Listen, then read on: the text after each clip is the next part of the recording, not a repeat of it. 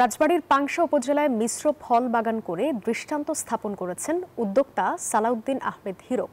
ফল বিক্রি করে প্রতি বছরই বাড়তি আয় করছেন তিনি। তার বাগানে কাজ করে জীবিকা নির্বাহ করছেন অনেকে।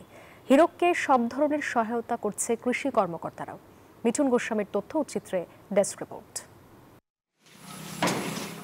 রাজবাড়ীর সালাউদ্দিন আহমেদ হিরক পড়াশোনা শেষে চাকরির পেছনে না ছুটে মিশ্র ফলের বাগান করেছেন তিনি। হিরক জানান, ছোটবেলা থেকে কৃষিকাজের প্রতি তার ঝোঁক ছিল।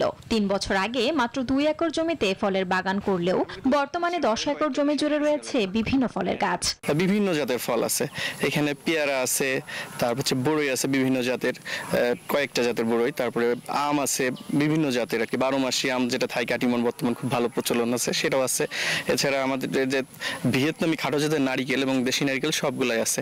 এছাড়া যে 12 মাসি বর্তমান কদবেলগুলা বলেন, তারপর হচ্ছে থাই জাম্বুরা, এগুলো মোটামুটি অনেক ভ্যারাইটিজ আইটেম। মিশ্র ফলের বাগান করে তিনি শুধু নিজে স্বাবলম্বী হননি, তার বাগানে কাজ করে জীবিকা নির্বাহ করছেন অনেকে।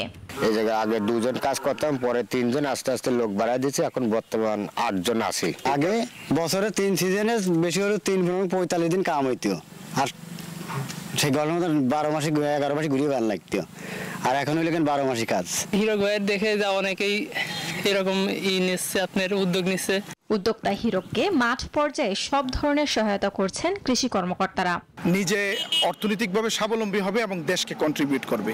সেখান থেকে তার এই উৎসাহ দেখে আমরা কৃষি সম্প্রসারণ অধিদপ্তর পাংশা তাকে বিভিন্ন প্রকল্পের মাধ্যমে তাকে আমরা সাপোর্ট দিয়েছি, তাকে আমরা পরামর্শ দিয়েছি। তার বাগানে প্রায় 10,000 ফলের গাছ রয়েছে।